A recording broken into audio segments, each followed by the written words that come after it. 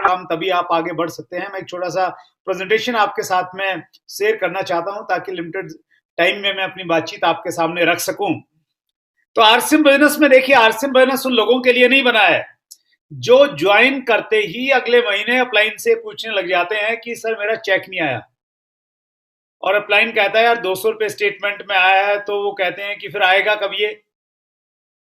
तो ये बिजनेस उन लोगों के लिए बना है जो काम तो मौजूदा समय में कर रहे हैं, लेकिन उनका जो फोकस है वो 5 7 10 साल के बाद में कितना चेक आ सकता है, कितनी इनकम आ सकती है, कौन सी गाड़ी आ सकती है। अभी गुलाटी जी प्रॉपर्टियों की बातचीत कर रहे थे, कितनी प्रॉपर्टियां बन सकती है, क्या लाइफस्टाइल, क्या लग्जरी बन सकती है, उसको जो लेके फोकस करेगा, उन लोगों के लिए ये बिजनेस डिजाइन किया गया। पिछले 20 सालों में मेरा अनुभव है, लोग यहाँ पे आते हैं ना, बहुत फूफा करते हुए आते हैं कि सर मैं ये कर दूंगा, तूफान मचा दूंगा, आप देख लेना जितने रिकॉर्ड है सारे के सारे तोड़ के मैं रख दूंगा। लेकिन 3 महीने में उनको बैटरी से अगर ढूंढा जाए तो मिलते नहीं है कहीं। लेकिन जिनके पास में विजन है, जिनके पास में दूरदृष्टि है, वो लोग यहाँ पे टिकते हैं और लंबे समय तक काम करते हैं। और विजनरी लोग इस प्रकार के प्रोग्राम में आते हैं। तो मैं उम्मीद करता हूं कि जो लोग आज हमारे बीच में हैं उनके अंदर विजन का एक छोटा सा बीज है। मैं प्रयास करूंगा कि आपके उस बीज को थोड़ा सा मैं हवा दूं, थोड़ी सी पानी दूं, और उसको थोड़ा और बड़ा मैं कर पाऊं, ये मेरा प्रयास रहेगा।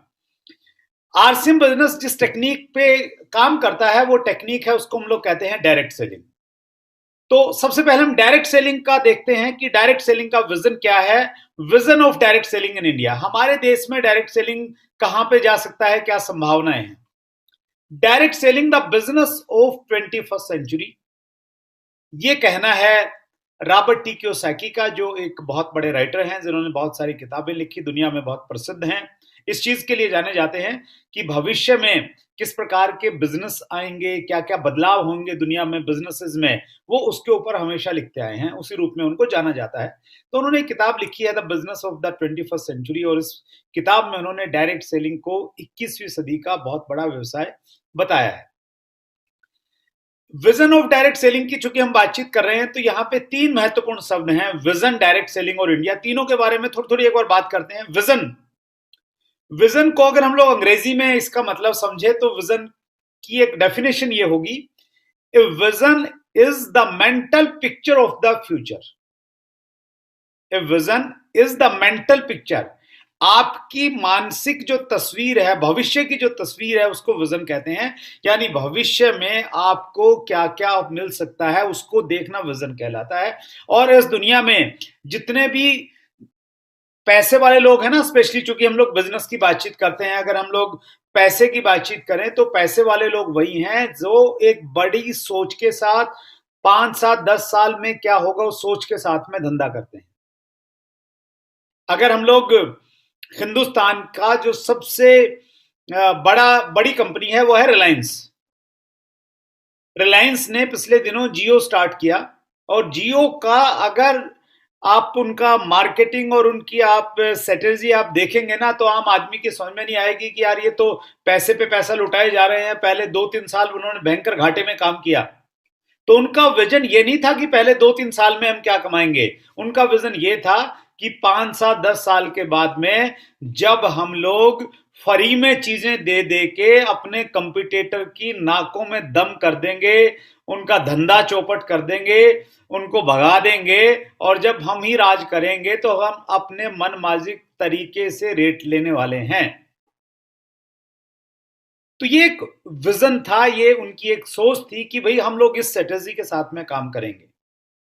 तो आप भी अगर भविष्य में क्या होगा वो आपके पास में हमेशा रहता है, तो फिर आपको कुछ प्रॉब्लम होने वाली नहीं है।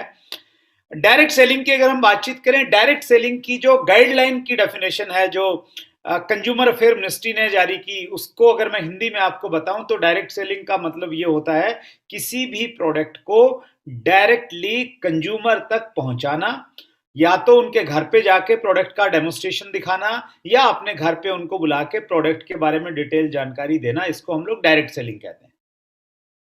डायरेक्ट सेलिंग की जब बात आती है, डायरेक्ट सेलिंग के दो मॉड्यूल हैं। एक सिंगल लेवल डायरेक्ट सेलिंग, जिसमें एक सेल्समैन लोगों के घरों पे जाता है, घंटी बजाता है, अपना सामान बेचता है। तो वो एक बहुत पुराना प्राचीन मार्केटिंग का तरीका था डायरेक्ट सेलिंग का। और आधुनिक जो तरीका है डायरेक्ट सेलिंग का, वो है multi level marketing, multi level direct selling. So multi level direct selling की हम आज बातचीत करने वाले हैं। तीसरा जो शब्द है, vision of direct selling in India में, इंडिया, ये बहुत महत्वपूर्ण है। इसके ऊपर में मैं आपका विशेष ध्यान आकर्षित करना चाहूंगा। हमारे देश में क्या संभावनाएं हैं, ये बहुत ज्यादा इंपॉर्टेंट है। और इमोशन की बात नहीं करूंगा मैं आपके साथ में फैक्ट्स रखूंगा, तथ्य आपके साथ में रखूंगा, जिससे आपको लगे कि यस, इंडिया में डायरेक्ट सेलिंग बिजनेस होगा। पहला लॉजिक है 138 करोड़ पॉपुलेशन, जो इंडिया को आइडियल कंट्री बनाती है डायरेक्ट सेलिंग के लिए। ज्यादा लोग होंगे तो प्रोडक्ट कौन सा होता है जनरली हमारे पास में, वो प्रोडक्ट होता है जो लोग इस्तेमाल करते हैं। और जहां जनसंख्या ज्यादा होगी, ज्यादा लोग होंगे, तो ज्यादा प्रोडक्ट का कंजम्पशन होगा, काम करने वाले लोग, डायरेक्ट सेलर लोग ज्यादा आएंगे। तो जनसंख्या ज्यादा होना डायरेक्ट सेलिंग के लिए एक बहुत पॉजिटिव पॉइंट है। और एक चीज और बता रहा हूं मैं आपको, वैसे तो हम लोग दुनिया में दूसरे नंबर पे हैं, लेकिन लोग ऐसा बताते हैं, आंकड़ों के अनुसार हम 138 करोड़ हैं, नहीं तो चाइना को हमने बहुत पहले पीछे छोड़ दिया है। तो इतनी बड़ी पॉपुलेशन हमारे देश में रहती है। दूसरी चीज, यंगेस्ट नेशन। अगर हम चाइना को नंबर 1 मान भी लें, जनसंख्या में सबसे ज्यादा है, लेकिन युवा आबादी 20 साल से 35 साल की उम्र के लोग दुनिया में सबसे ज्यादा हिंदुस्तान में रहते हैं। ये डायरेक्ट सेलिंग से डायरेक्टली रिलेटेड इसलिए है क्योंकि युवा में जोश है, उसके बड़े सपने हैं। वो महंगा मोबाइल लेना चाहता है, वो बढ़िया लैपटॉप लेना चाहता है, लग्जरी गाड़ी में वो सफर करना चाहता है, महंगे वाली बाइक खरीदना चाहता है 8-10 लाख रुपए की। तो यंग लोग डायरेक्ट सेलिंग के लिए बहुत उपयुक्त है, उनकी एनर्जी बहुत ज्यादा होती है। तो यंगेस्ट नेशन होने की वजह से इंडिया आइडियल कंट्री की कैटेगरी में आ जाता है। 50% अनएम्प्लॉयमेंट, हमारे देश में 54% से ज्यादा लोग जो हैं वो बेरोजगार हैं। अगर दुनिया में हम लोग देखें, जनसंख्या और रोजगार देखें, तो अमेरिका को आप देखिए, 33 करोड़ जनसंख्या है और 71.4% लोगों के पास में रोजगार है। रसिया, ब्राजील, चाइना के आंकड़े आप देख लीजिए और फिर हिंदुस्तान पे आइए। 138 करोड़ की जनसंख्या में मात्र 46.3% लोगों के पास में रोजगार है, यानी वही 54% से ज्यादा लोग बेरोजगार हैं।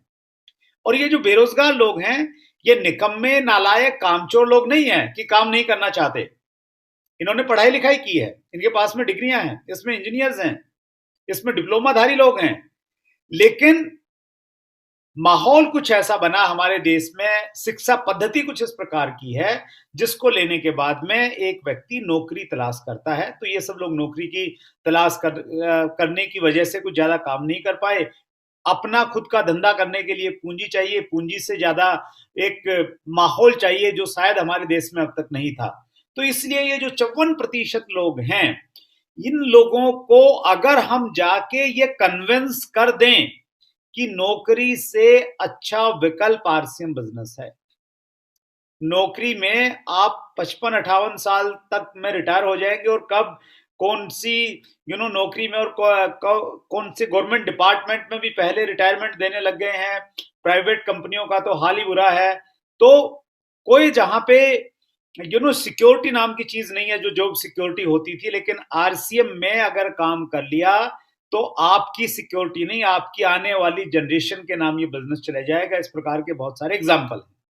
तो अगर हम इन 54% लोगों को कन्विंस कर पाए, ये हमारे साथ में जुड़ जाएंगे और हमें बहुत बड़ा नेटवर्क हम लोग बना सकते हैं। इंपॉर्टेंट पॉइंट ये है यहाँ पे, इन 54% लोगों को अगर हमने लेके आना है ना सर, हमारा विजन क्लियर होना चाहिए, हमें दूर का दिखना चाहिए, हम उनको विश्वास दिला सकें कि दुनिया की बेस्ट जो अपॉर्चुनिटी है वो आरसीएम बिजनेस है। ये 54% लोग भी आ जाएंगे, और जो 40% लोग रोजगार करते हैं, छोटी मोटी नौकरी करते हैं, तो उनके भी सपने पूरे नहीं हो रहे हैं, उनके भी खर्चे नहीं चल रहे हैं, वो भी आपके साथ में आ जाएंगे।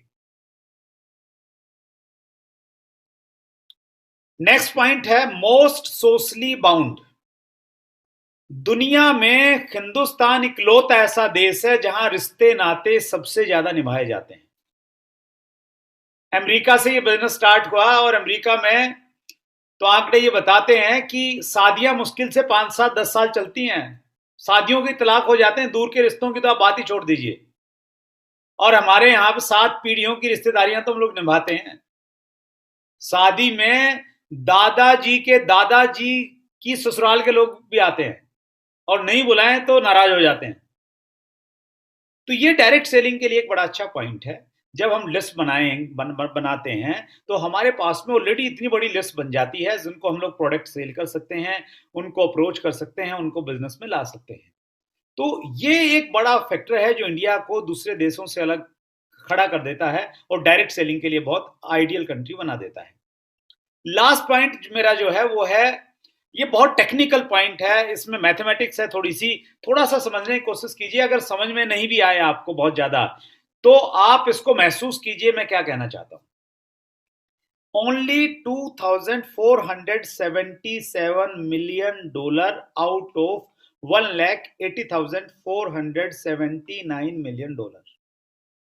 इसका मतलब यह है कि दुनिया का जो टोटल कारोबार था 2019 में वो $1,80,479 था और उसमें से हिंदुस्तान का कारोबार मात्र $2,477 था। यानी बहुत कम मतलब हम पहले 15-20 में नहीं आते हैं, इतना कम। अब ये इतना कम है, ये हमारे लिए एक अपॉर्चुनिटी है।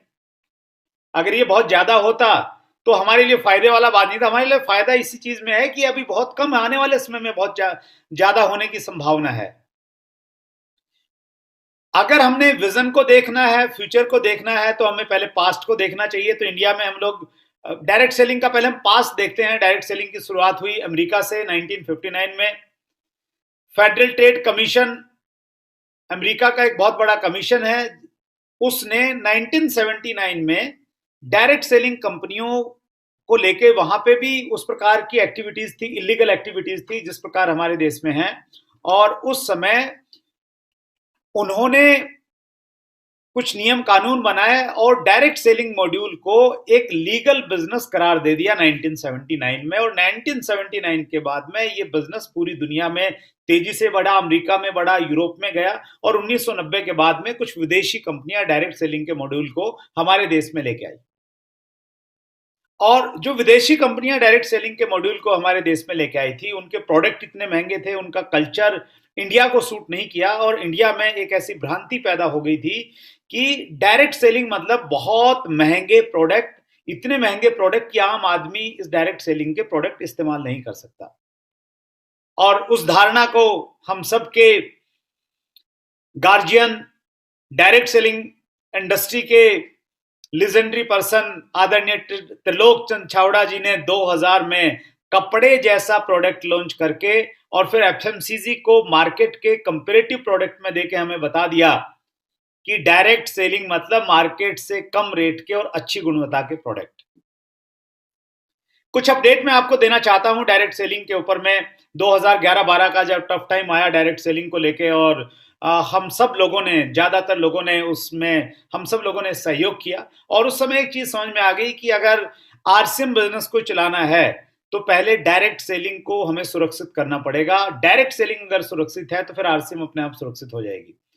तो ये एक ऑर्गेनाइजेशन बनी DSDWA, direct selling distributor welfare association. 2012 में मुझे सौभाग्य मिला इस एसोसिएशन का फाउंडर प्रेसिडेंट बनने का और उसके बाद में बहुत क्लोजली मैं डायरेक्ट सेलिंग से टच में आ गया। हमने शुरुआत की 2012 में गवर्नमेंट में RTI लगा के कि डायरेक्ट सेलिंग का मॉड्यूल जो है लीगल है या अनलीगल है, ये कौन सी मिनिस्ट्री के तहत आता। वहां से हम लोगों ने शुरुआत की और फाइनली हमारी एक ही डिमांड रहती थी, डायरेक्ट सेलिंग के ऊपर में गाइडलाइन बननी चाहिए। और 24 अगस्त 2016 को एक बहुत महत्वपूर्ण मीटिंग थी जिसका फोटोग्राफ आपके सामने आपकी स्क्रीन पे, जिसमें उस समय कंज्यूमर अफेयर मिनिस्ट्री थे माननीय रामविलास पासवान जी आपको दिखाई दे रहे हैं, हेम पांडे साहब दिखाई दे रहे हैं जो सेक्रेटरी थे, जाकिर हुसैन साहब आपको दिखाई दे रहे हैं डायरेक्टर थे। और इस मीटिंग में सामने वाली लाइन में TC छावड़ा जी उपस्थित थे, हिंदुस्तान के गिने चुने डायरेक्टर्स को बुलाया गया था, एमडीज को बुलाया गया था। टीसी छावड़ा एज ए मैनेजिंग डायरेक्टर उपस्थित थे और मैं as a president direct selling distributor welfare association इस बहुत इंपॉर्टेंट मीटिंग का हिस्सा मैं भी रहा। और इस महत्वपूर्ण मीटिंग के लगभग 15 दिन के बाद में 24 अगस्त को ये मीटिंग थी और 9 सितंबर 2016 को कंज्यूमर फेयर मिनिस्ट्री ने हमारी एक जो बहुत पुरानी डिमांड थी कि डायरेक्ट सेलिंग के ऊपर में गाइडलाइन आनी चाहिए, ये गाइडलाइन आ गई और एक आशा की नई किरण लेके आई गाइडलाइन। आज हिंदुस्तान में डायरेक्ट सेलिंग का भविष्य इसलिए उज्जवल है क्योंकि 2016 में गाइडलाइन का जो इफेक्ट आया वो मैं आपके साथ में शेयर करने वाला हूं। और मैं बहुत विस्तार से नहीं आपसे बातचीत करना चाहता, समय की लिमिटेशन है, बहुत सारे लीडर्स हैं। पार्लियामेंट में दोनों सदनों में कंज्यूमर प्रोटेक्शन बिल 2019 पारित हो गया है। जो पहले हमारा कंज्यूमर का एक कानून था, कंज्यूमर प्रोटेक्शन एक्ट 1986 उसको बोलते थे, उसकी जगह ये नया कानून बन रहा है और इस कानून में डायरेक्ट सेलिंग को शामिल किया है। डायरेक्ट सेलिंग के ऊपर में रूलिंग आने की प्रक्रिया बहुत तेजी से चल रही है, बहुत सारी मीटिंगें हो गई हैं और जिस दिन रूलिंग आ जाएगी उस दिन हम लोग और स्पीड के साथ में काम करेंगे। आरसीएम के डायरेक्ट सेलर के लिए और बड़ा स्कोप बनने वाला है। केपीएमजी और फिक्की की अगर हम लोग रिपोर्ट देखते हैं तो वो रिपोर्ट भी ये कहती है कि हिंदुस्तान में डायरेक्ट सेलिंग का भविष्य बहुत बढ़िया है, तेजी के साथ ये इंडस्ट्री ग्रो कर रही है। आप हमारे देश के वित्त राज्य मंत्री अनुराग ठाकुर जी का वीडियो आप यूट्यूब पे सुन लीजिएगा। वो कहते हैं, वित्त राज्य मंत्री कहते हैं कि डायरेक्ट सेलिंग देश की विकास के लिए, देश की इकोनॉमी को आगे बढ़ाने के लिए एक बहुत अच्छा विकल्प है। लेकिन ये सब होने के बावजूद भी बहुत सारे लोग इस इंतजार में बैठे हैं कि किसी दिन प्रधानमंत्री नरेंद्र मोदी उनको एक पर्सनल लेटर लिखेंगे और कहेंगे कि भैया अच्छे दिन की अगर तमन्ना रखते हो तो आरसीएम बिजनेस में जुड़ जाओ। या वो ये सोचते हैं किसी दिन सपने में भगवान आएंगे और पकड़ के खिलाएंगे और कहेंगे भैया जग जा, आरसीएम में जुड़ जा, कब तक सोता रहेगा। अफसोस ये है कि दोनों में से कोई काम होने वाला नहीं है सर। वो विजन आपको खुद लेना पड़ेगा, वो खुद आपको देखना पड़ेगा कि क्यों आरसीएम में जुड़ने से अच्छे दिन आ सकते हैं और क्यों आप देश के विकास के साथ में अपना खुद का विकास भी कर सकते हैं। कुछ आंकड़े मैं आपसे शेयर करना चाहता हूं और ये आंकड़े हैं world federation direct selling association WFDS से, जो दुनिया की सबसे ऑथेंटिक और एसोसिएशन मानी जाती है। 2019 के आंकड़ों में जैसे मैंने बताया $1,80,000 का जो टर्नओवर था, उसमें सबसे ज्यादा जो टर्नओवर रहा वो रहा यूनाइटेड स्टेट्स अमेरिका का $35,210 मिलियन का। और इंडिया का जो टर्नओवर रहा जैसे मैंने बताया $2,477 मिलियन, यानी अमेरिका के मुकाबले हम बहुत कम हैं। जनसंख्या हमारी अमेरिका से लगभग 4-5 गुना ज्यादा है और टर्नओवर की बात हम देखेंगे तो हम लोग उनसे बहुत ज्यादा कम हैं। इस आंकड़ों में एक बहुत बारीक चीज है, वो बारीक चीज अगर आपने पकड़ ली तो मैं गारंटी करता हूं कोई भी आपको रोक नहीं पाएगा, कोई भी आपको नेगेटिव नहीं कर पाएगा। यहां पे दिखाया गया है 3 ईयर CAGR। CAGR को बोलते हैं कंपाउंड एनुअल ग्रोथ रेट। हर देश का इसमें दिखाया गया है डाटा में। मैं 2 देशों का आपको दिखाना चाहता हूं, अमेरिका का और इंडिया का, क्योंकि अमेरिका सबसे ज्यादा है तो हमारा कंपटीशन नंबर 1 के साथ में ही है। तो अमेरिका का जो CAGR था पिछले 3 साल का वो -0.3% रहा, क्योंकि वहां एक बहुत मैच्योर मार्केट है और कई सारे उसके रीजन थे। आपको दिखाई दे रहा होगा एक लाल निशान नीचे की तरफ जा रहा है, यानी माइनस था 0.3% 3 साल का। और इंडिया का अगर हम लोग 3 साल का देखते हैं तो हरा निशान ऊपर की तरफ जा रहा है और 3 साल का CAGR है 16.3%। और ये दुनिया में ऑलमोस्ट हाईएस्ट है, ऑलमोस्ट हाईएस्ट। मैंने इसमें थोड़ा सा ये काम किया और ये वजह उसकी वही है, 2016 में गाइडलाइन आने के बाद में जिस प्रकार का माहौल बना, कंपनीज ने, लीडर्स ने खुल के काम करना स्टार्ट किया। अब इसमें थोड़ा सा हमने ज्यादा काम क्या किया, हमने इसको एक्सेल पे डाला फार्मूले में, और हमने ये माना कि भाई अमेरिका भी इसी स्पीड के साथ में आगे बढ़ेगा और इंडिया भी बढ़े, अमेरिका, इंग्लैंड भी बढ़े, चाइना भी बढ़े, सब बढ़े, तो कौन कहां पे पहुंचेगा? 2019 में आंकड़े थे, 2020 में कहां पहुंच सकते हैं, 2021-22 में कहां पहुंच सकते हैं? अगर हम इसको सही मान लें कि इसी स्पीड से सब लोग बढ़ने वाले हैं, तो 2037 आते आते हिंदुस्तान का डायरेक्ट सेलिंग का टर्नओवर 37,528 मिलियन डॉलर हो जाएगा और अमेरिका का 33,356 डॉलर रहेगा।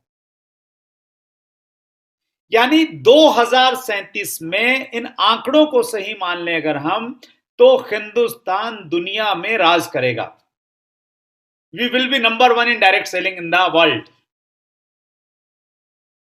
और जब हिंदुस्तान राज करेगा तो हिंदुस्तान में इंडिया का जो CAGR 16.3% है, तो आरसीएम का CAGR उससे कहीं ज्यादा है, तो उसको आरसीएम बिजनेस लीड करेगा। आरसीएम बिजनेस में ये क्षमता है, आरसीएम के पास में वो लीडरशिप है। तो यहां मैं आपको ये कहना चाहता हूं, अगर आपने आरसीएम के साथ में आप लटके रहे, स्पीड के साथ में नहीं चल पाए, सीट नहीं मिली, लटके भी रहे ना, तो भी आप स्टार रूबी तो पहुंच ही जाओगे 2037 तक। मैं डायमंड की बात नहीं भी करूं तो। लटके रहने से मेरी मुराद ये है कि आप हर महीने 2,500 रुपए का सामान खरीदते रहो, ताकि 7वें महीने आपको फ्री मिल जाए। और उस सामान में गामा और इजनोल तो रहना ही रहना चाहिए, क्योंकि सबसे बेहतरीन प्रोडक्ट आपके पास में है। हेल्थ गार्ड ऑयल बहुत सारा प्रोडक्ट है जिसको आप बहुत अच्छे से रिटेल कर सकते हैं। और लटके रहने का मतलब यह भी है कि आपके घर में एक डिस्प्ले वॉल होनी चाहिए, ताकि आप किसी से बात नहीं करना चाहें तो लोग पूछें कि ये प्रोडक्ट क्या है, तो आप बता दें उनको कि भैया ये प्रोडक्ट ये है। और लटके रहने से मेरी मुराद ये भी है, जब भी आप लोगों के बीच में जाएं, शादी में जाएं, किसी प्रोग्राम में जाएं, और लोग आपसे पूछें कि भैया क्या करते हो, तो आप ये कहें कि मैं दुनिया का सबसे शानदार काम करता हूं, लेकिन अभी नहीं बता सकता, अभी तो नंबर ले लो, बाद में बात करूंगा।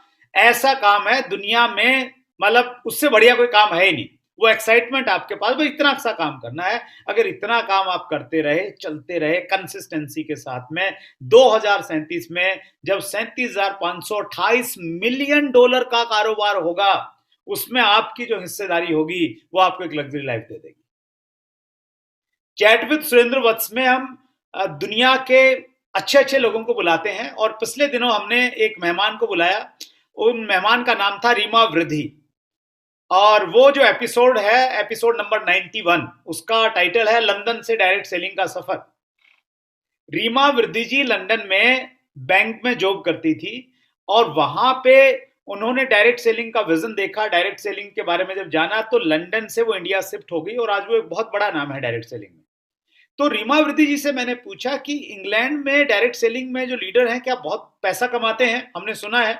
तो रीमा वृद्धि जी ने कहा कि लंदन में जो बड़े लीडर हैं वो अपनी टीम की मीटिंग होटल में नहीं करते, वो अपने प्राइवेट जेट में उनको लेके जाते हैं और 35,000 की ऊंचाई पे बताते हैं कि अगले महीने किस प्रकार काम करना है। तो इतना बड़ा विजन के साथ अगर आप काम करेंगे 2037 में, जो ये चीजें हकीकत होने वाली हैं, तो आप बहुत बड़ा काम कर सकते हैं। और मैं बहुत ज्यादा बात आपसे नहीं करना चाहता हूं, क्योंकि समय की लिमिटेशन है, बहुत सारे लीडर्स आपके सामने हैं। हिंदुस्तान में डायरेक्ट सेलिंग का भविष्य बहुत बढ़िया है, और उसमें बहुत सारी कंपनियों में अगर आप बेस्ट कंपनी की बातचीत करेंगे, लॉजिक्स के साथ में, इमोशन के साथ नहीं, आरसीएम के पास में जो प्रोडक्ट का कॉम्बिनेशन है, रीजनेबल रेट्स और हाई क्वालिटी, वो दुनिया में किसी भी डायरेक्ट सेलिंग कंपनी के पास आपको देखने को नहीं मिलेगा। आरसीएम में जितना बड़ा इंफ्रास्ट्रक्चर है, अपनी फैक्ट्रियां हैं, अपने गोडाउन्स हैं, इतने सारे पिकअप सेंटर, डिस्प्ले वॉल्स हैं, दुनिया की किसी कंपनी के पास नहीं मिलेगा, इंडिया छोड़ दीजिए आप। आरसीएम का मार्केटिंग प्लान जितना आसान है और गाइडलाइन को फॉलो करने वाला, ऐसा प्लान आपको दिखने को नहीं मिलेगा। आरसीएम का डायरेक्ट सेलिंग और ट्रेडिशनल मार्केट का अनुभव, दोनों अनुभव कहीं आपको देखने को नहीं मिलेंगे। आरसीएम बिजनेस में जो एजुकेशन सिस्टम है, कोर टीम के द्वारा चलाया जाने वाला यूनिक एजुकेशन सिस्टम, दुनिया की गिनी चुनी कंपनियों के पास में इस प्रकार के एजुकेशन सिस्टम और इस प्रकार की स्ट्रॉन्ग लीडरशिप है। तो ये सारी की सारी चीजें ये कहती हैं कि नॉर्थ और साउथ, ईस्ट और west, RCM is the best, we are in the best. और लास्ट में एक चीज मैं कहना चाहता हूं, आप आरसीएम में हैं तो ये मत सोचिए कि आप अपनी बुद्धिमता की वजह से आरसीएम में आ गए, आप में दिमाग बहुत था इसलिए आपको आरसीएम का प्लान समझ में आ गया।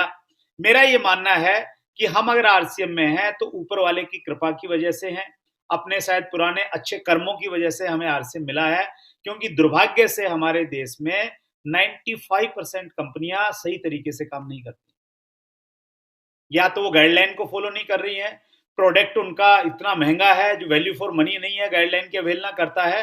तो हमें भी तो कोई गलत कंपनी मिल सकती थी, हमें भी तो WCM मिल सकती थी कोई कंपनी, लेकिन हमें अच्छा जो भी हमें मिलती हम उसी के गुण गाने लग जाते, उसी की जय बोलने लग जाते, और फिर मालूम चला या तो कंपनी नहीं रही या उसमें कुछ दूसरे इश्यूज आ गए और फिर हमारी रेपुटेशन और सब कुबाड़ा हो जाता।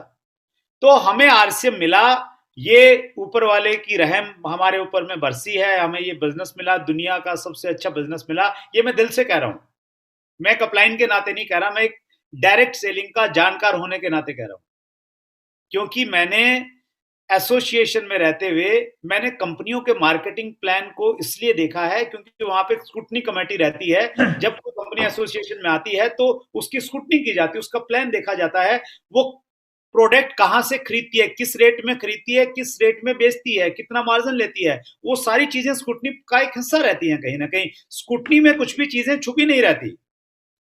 तो मैं बहुत ईमानदारी के साथ में कह रहा हूं, हिंदुस्तान की बेस्ट कंपनी के साथ आप जुड़े हुए हैं, और कई बार हम आकर्षण में जो है ना चले जाते हैं। हमारे हरियाणा में एक कहावत है कि दूसरे की थाली में घी ज्यादा लगता है, बराबर का घी डाला ना मां ने, भाई की थाली में ज्यादा लगता है कि यार उसके ज्यादा डाला, मेरे को कम डाला। तो बहुत बार हमें ये लगता है कि बाहर की कंपनियों में बड़ा आकर्षण है, ज्यादा पैसा है, ये है वो है, उस आकर्षण में मत जाइए। परमात्मा की आपके ऊपर में कृपा हुई है कि आपके पास में बेस्ट कंपनी है, बेस्ट प्रोडक्ट है, और स्पेशली आज की मीटिंग की अगर हम बातचीत करें तो best LOS line of sponsors आपके पास में है। रॉयल्टी टेक्निकल की तो झड़ी लगी हुई है, और दो दो कोर लीडर्स, बड़े लीडर्स प्रमोद गुलाटी और राकेश शर्मा आपके साथ में है। हालांकि मैं भी कहीं ना कहीं पार्ट हूं आपकी टीम का, मुझे भी प्राउड फील होता है, लेकिन वो बहुत क्लोजली आपके साथ में अटैच्ड हैं। तो आप सब लोग बहुत लकी हैं, और गुलाटी साहब आपको, और मैं बड़े बड़े लीडर्स को मैं यहाँ पे देख पा रहा हूँ, शैलेंद्र धिंगड़ा को मैं